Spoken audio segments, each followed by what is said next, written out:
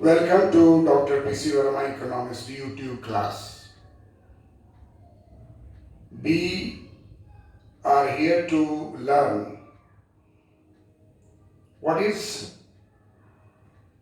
positive supply shocks, what is negative supply shocks, and the shift in supply curve, shift in aggregate supply curve is due to supply shocks. There are several research work in macroeconomics nowadays up to 2020 where there is a study of capitalist economy, developing economy, developed economy, and compare these economies on the basis of supply shocks, in the basis of coefficients related to supply shocks, coefficients related to demand shocks, coefficient related to monetary shocks via interest rate variations. But we all know that nowadays the interest rate has been one of the important factors in underdeveloped country, developing country. But in developed country there is targeted interest rate, targeted inflation rate.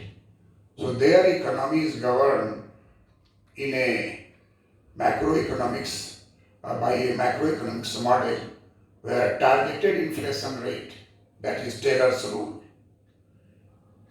targeted inflation rate and targeted interest rate. This reduces fluctuations, either interest rate or inflation rate. But in Indian economy, there is no such type of targeted behavior because it is never maintained. And there is variations in inflation rate because of many economic and non-economic factors. Sometimes the stochastic factors are more powerful than the real factors. And therefore, we will examine in this class that what are the factors influencing, determining the variability of different variables in the short run related to cost push inflation. We all know that cost push and demand pull and push method is most tested method, and it has been tested in both developed and underdeveloped and developing country like India. India is a developing country, but its population is number 2 in the whole world, and therefore India has its own place in job market, own place in commodity market, technology market, and therefore supply shocks. You must understand, you must know, this is undergraduate level teaching in US economy. Whatever I teach you, that is the benchmark in US underdeveloped courses, under US undergraduate courses, London School courses, courses in European Union, Germany, France. Everywhere there is a symmetrical standard topics are taken to consideration. In our country, there was old syllabus, and that was replaced by us in 2007 in Patna University. But nowadays there is a practice of still changing the syllabus at par with the developed country undergraduate syllabus. Intermediate economics, Halverian book, is the first book which students of economics study there, and discussions based upon Mankiw, Halverian, any other book. So we are in the age of free economy in the sense of global supply of books, materials. And so we can read any book which is read by the American student, read by the British students, read by the European Union students, so we read by Patna University students, Patliputra University, and other universities in Bihar. They are matching its syllabus with that of the developed country syllabus. But what is important to note here that in developed country syllabus, focus is on a US economy, focus is on US economy, UK economy, German economy, France economy, and not focus on developing country like India and other developing countries. So our intention should be adapt these things in Indian context while writing answer in the examination hall. Must put your answer in conclusion that what is fit in Indian economy just by reading this concept. So we had seen earlier that aggregate supply is the aggregate supply of goods and services in a national economy by a firm who are willing to sell at some certain constant price in some certain specific period of time. Now, aggregate supply curve, as we had seen earlier, that it in the short run it may be upward sloping and it may be in Keynesian sense horizontal and then upward, but in the long run it is always vertical supply curve. Nowadays there is a research. I tell you that by 2019 we have reached at a place where old Keynesian economics, which is known as real Keynesian economics, is leading towards neo-Keynesian economics. Again, it is leading towards new Keynesian economics. And now there is a research work at different level by a great economist, team of economists, to derive one neo-Keynesian economics synthesis, as we had seen in microeconomics. Alfred Marshall was a great synthesizer. Marshall synthesized demand curve and supply curve. Marshall synthesized demand factor, supply factor. Marshall synthesized by converting utility analysis to demand analysis, by converting cost analysis to supply analysis. And it was Marshallian partial equilibrium which has brought about demand and supply concept and finding out the equilibrium, partial equilibrium. Likewise, in macroeconomics also, many economists believed that old Keynesian or real Keynesian or 1936 General Theory of Employment, Trust and Money written by Keynesian economics, they could not follow microeconomics basis to analyze effects of different variables upon macroeconomics. And due to this division of micro and macro as such has created problem before Keynesian economics, and many criticism emerged. And out of these criticism, old Keynesian economics or real Keynesian economics of 1936 did not die out. Rather, it has got a new birth as neo-Keynesian economics, as new Keynesian economics. New Keynesian economics is the platform where several models created. We had seen in a previous lecture related to the new Keynesian economics features that dynamic stochastic general equilibrium model is developed on the basis of Keynesian economics, old Keynesian economics, to establish the fact that how diversion from the equilibrium to the disequilibrium, how can it be restored through the demand shocks and supply shocks. Likewise, we have seen that concept of flexible price in classical economics, neoclassical economics. Perfect flexibility in the price. That was their hypothesis, assumptions. Long run equilibrium. This was also tested, say the law of market, and it could not succeed to establish after 1929. It was Keynes who in 1926 written a book, End of Laissez-faire. And in 29 there was End of Laissez-faire. Great forecast. It is said that forecasting of Keynes, the end of laissez-faire in 1926 came true in 1929-32 Great Depression. And therefore, end of laissez-faire converted into direct intervention by the state in economic activities.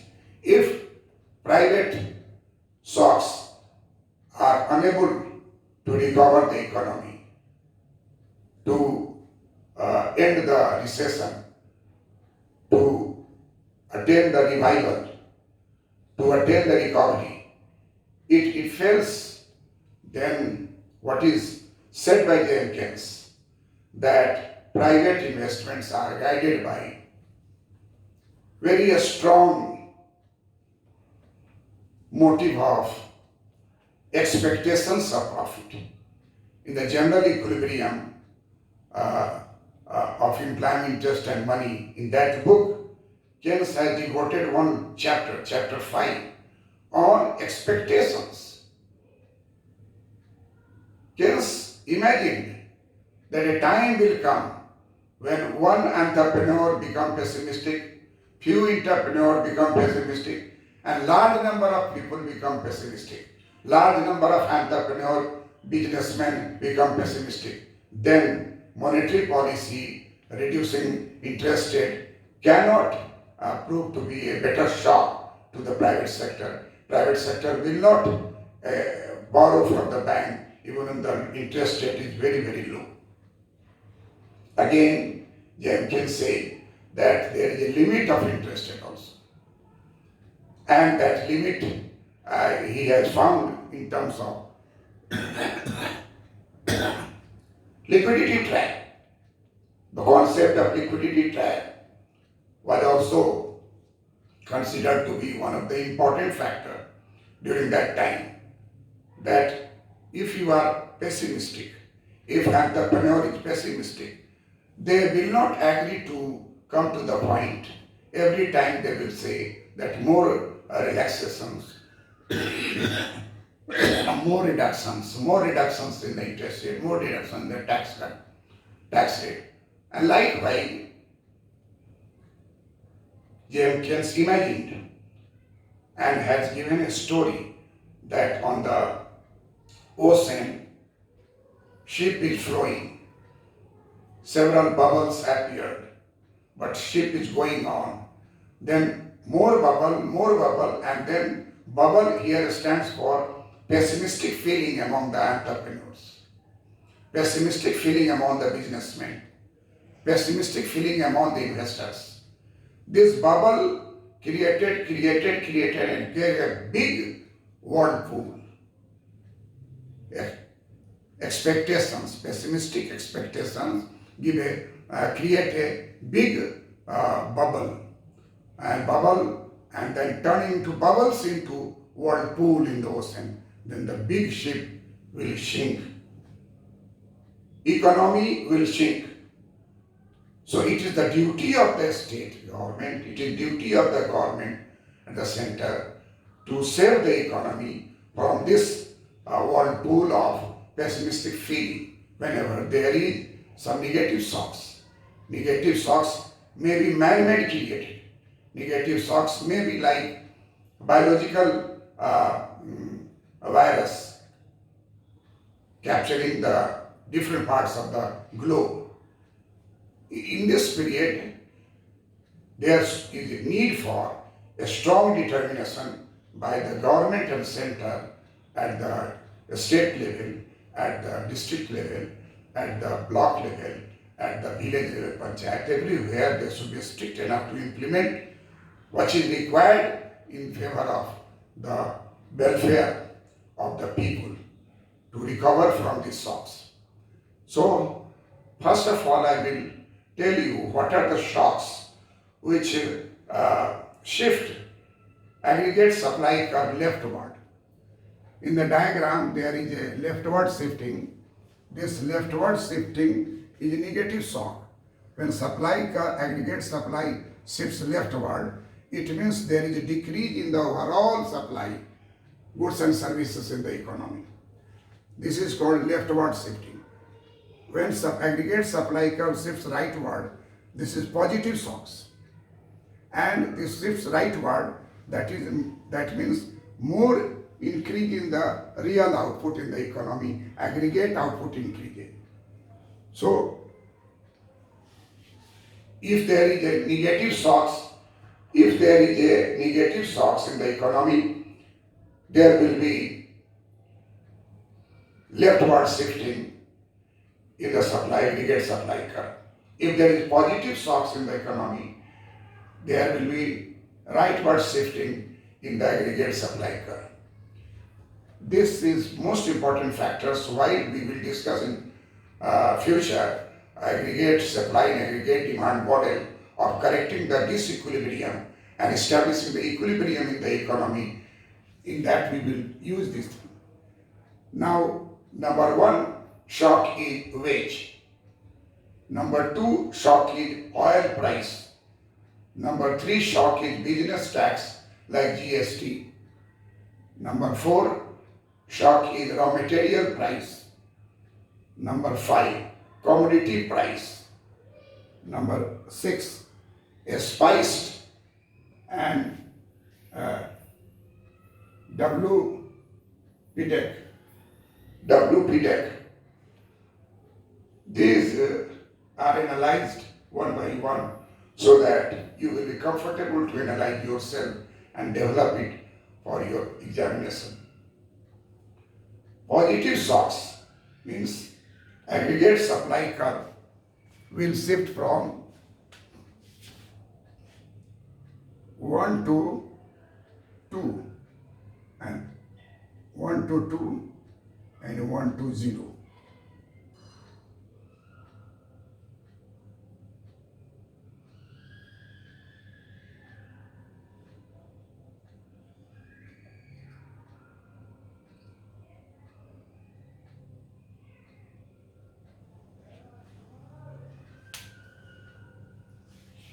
So why there is leftward shift in supply curve and why is there rightward shift in aggregate supply curve?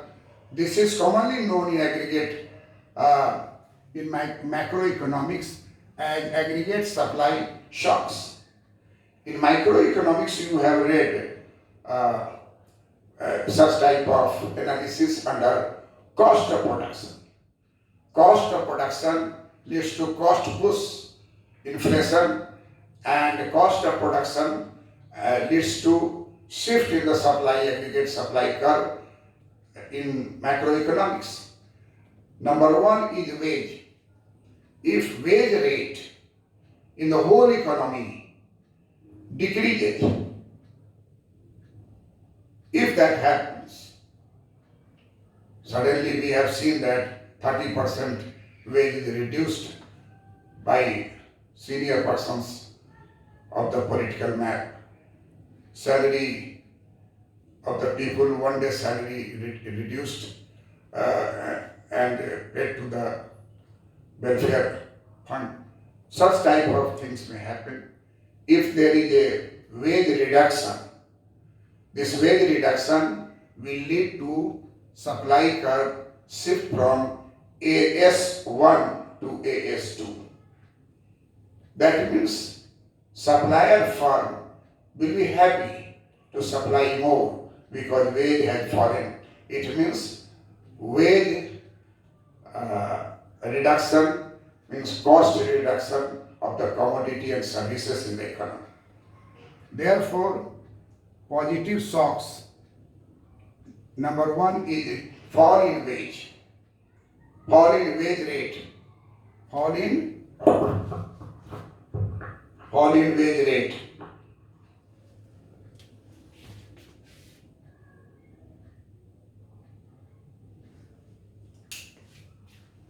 Then the second one is oil price. We all know that in the whole world there is a skewed production of oil and centered in few pockets. Large number of imports bill is related to oil price payment. So if oil price falls, factor may be anything. If oil price falls, it will have positive shocks in the macroeconomics, and aggregate supply curve will shift from AS1 to AS2, rightward shifting. Third is fall in raw material price. We all know that there are many raw materials. Some raw materials are fixed, some raw materials are variable, some raw materials are related to technology.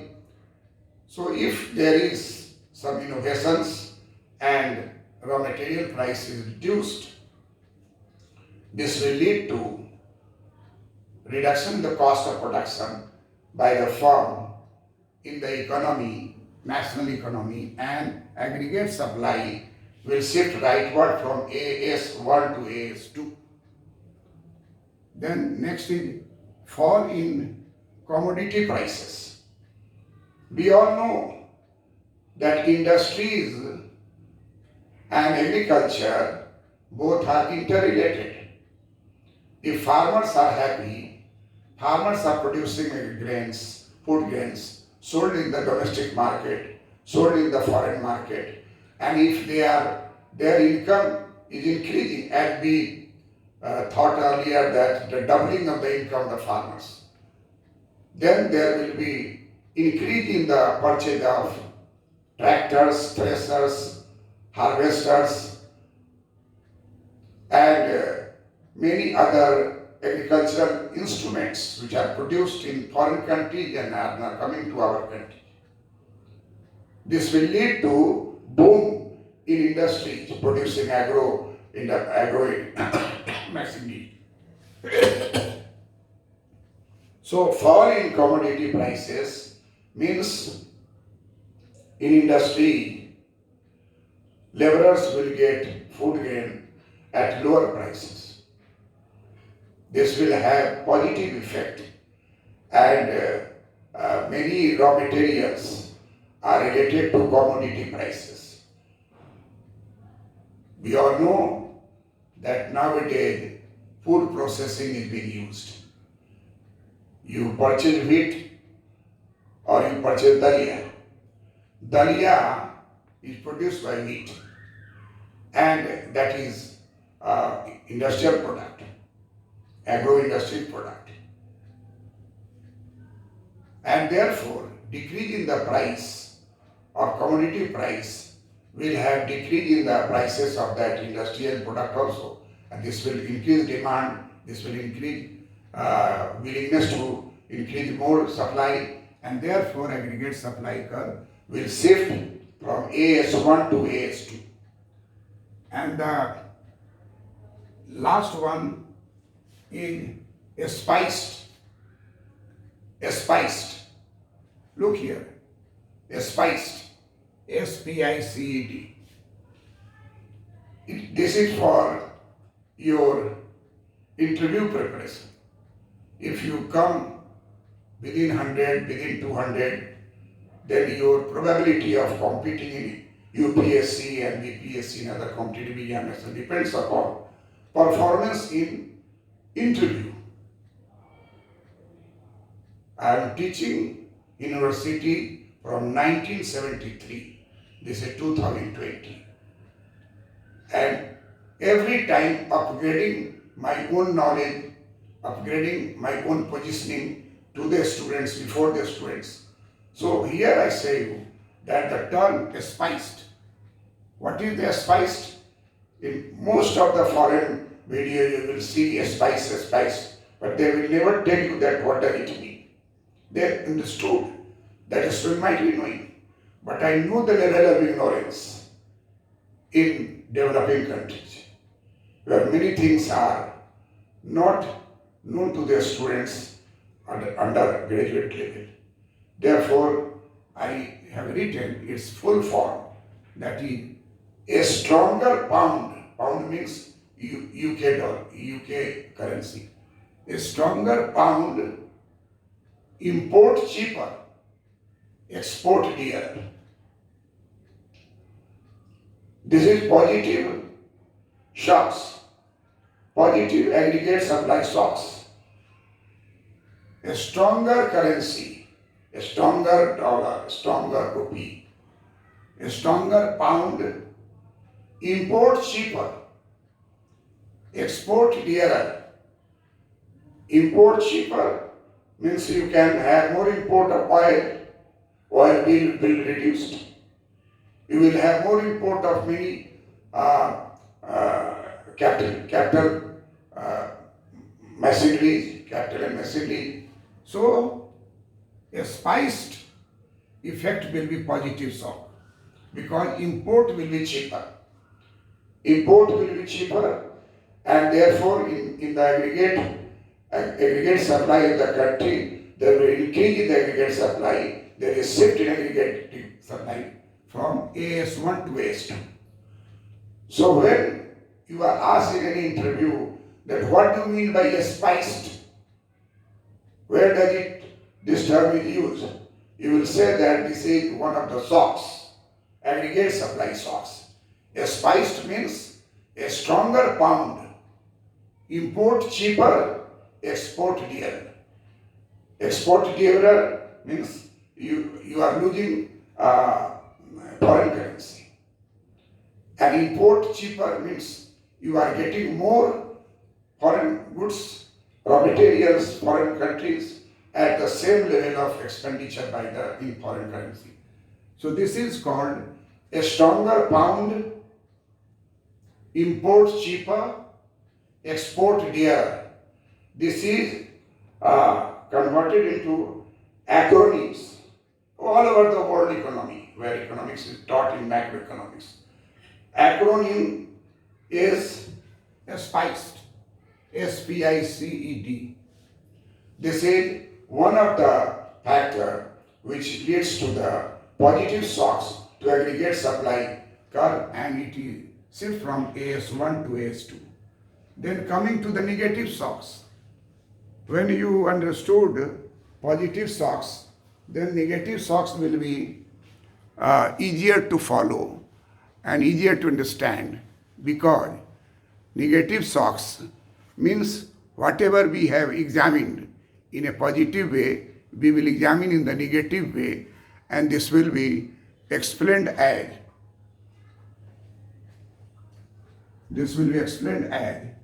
negative shocks. Negative shocks will be rise in wage, rise in oil price, rise in raw material price, rise in commodity price, and then last one is WPIDEC, WPDEC, WPIDEC. This is acronym known as weak pound, import dearer, export cheaper. Weak pound, import dearer, export cheaper. WPI is very common, wholesale price index number. WPI is very common in our country, wholesale price index number. You will not say that. You will not say that. Therefore, I was specifically pointing out. I had been in interview in so many places.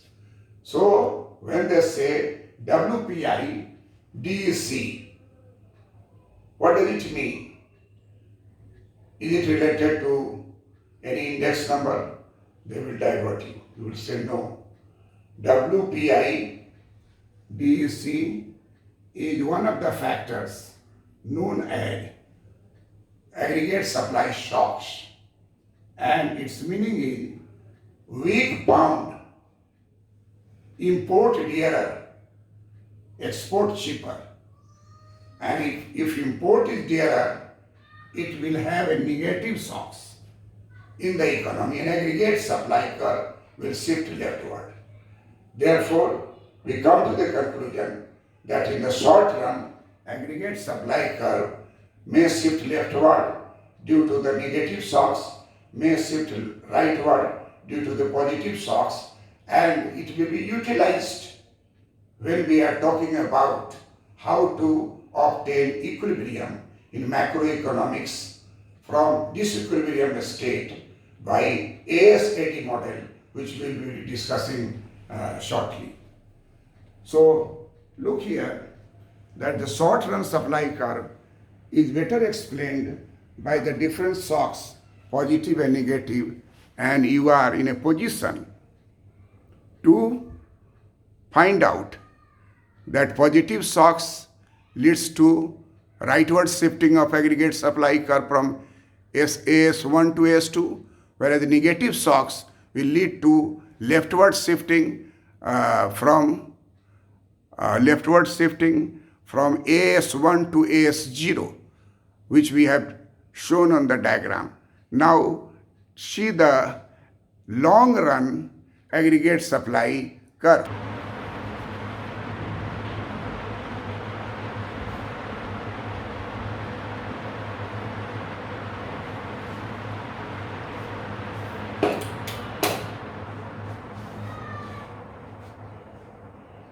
Now we are in a position to examine what are the factors which are responsible for long run aggregate supply curve shifting to leftward and rightward.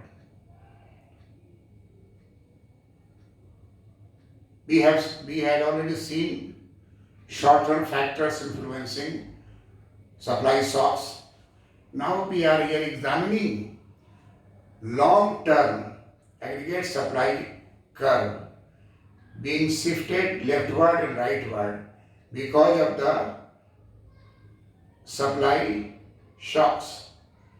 That supply shocks means whether the aggregate supply in the economy is increased or decreased, whether the natural level of output is shifted towards right side.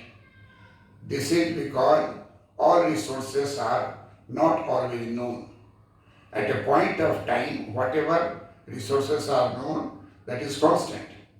But suddenly there is a discovery of new oil field, discovery of new mines, discovery of new water beds, discovery of new software.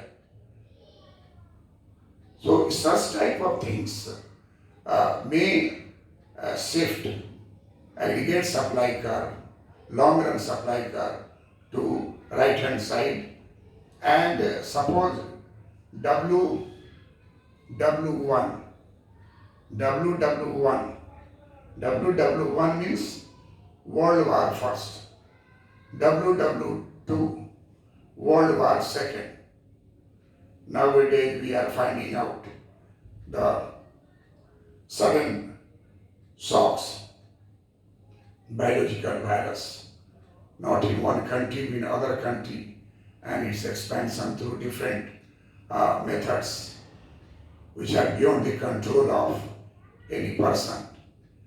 And such type of shocks might have appeared in the globe in 1918 when there was a shocks, influenza shocks, and in 1921 there was a decrease in population of India known as the Great Divide of 1921 because of influenza shocks, cholera shocks, plague shocks. We had been these things in past 200 years if we will look, then we have the economic history of famine in India, large number of death every 2 years.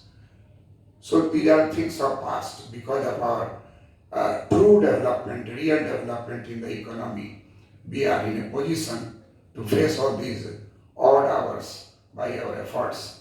Now we see that in our economy, aggregate supply function, long run aggregate supply function is a vertical line. And this is new Keynesian, neoclassical economics approach. Neoclassical economists believe that supply curve will be vertical. But in Keynesian economics, Keynesian aggregate supply curve, that starts from horizontal line. Because Keynesian economics is based upon price rigidity, wage rigidity, and there is no increase in price or decrease in price in the short run. It is assumed by Keynesian theory of STT prices. And therefore, for a short period, there will be a horizontal price line. But thereafter, there will be turn. And this turn is known as intermediate.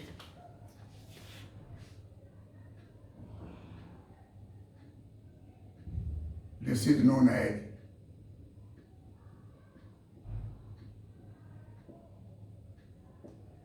intermediate, short run intermediate, and then this long run.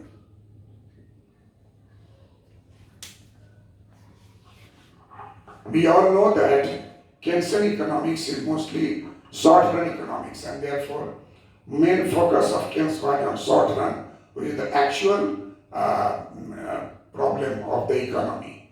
And therefore Keynes developed his theory that downward wage rigidity, and he developed the sticky prices, which are responsible for horizontal price line in the short period, horizontal aggregate supply curve in the short period, and thereafter there is a turning. This turning is intermediate turning, and this because of the exhaustion, because of the depreciation of machinery, depreciation of capital assets, and therefore there is a need to change it, and therefore there is increase in the price along with the supply of goods. And then we find out that in this diagram, what we see here, that in the long run, supply curve will be vertical, and supply curve will be upward sloping. After intermediate, it is a vertical. Therefore, we come to the conclusion that in the long run aggregate supply shocks, the first thing is quality and quantity of factors of production. Second is production efficiency. Third is infrastructural development. Fourth is quality of labor, size of labor force, including immigrations, competition, private deregulation, new resources, new software. If these are increased, then this is positive shocks. If these are decreases, then it becomes negative shocks, leading to the case of aggregate supply curve changing to leftward negative shocks and rightward the positive shocks. Here also turning point intermediate, aggregate supply curve will shift upward, horizontal and then upward, and then the long run aggregate supply curve will be influenced by the positive and negative shocks. Thank you.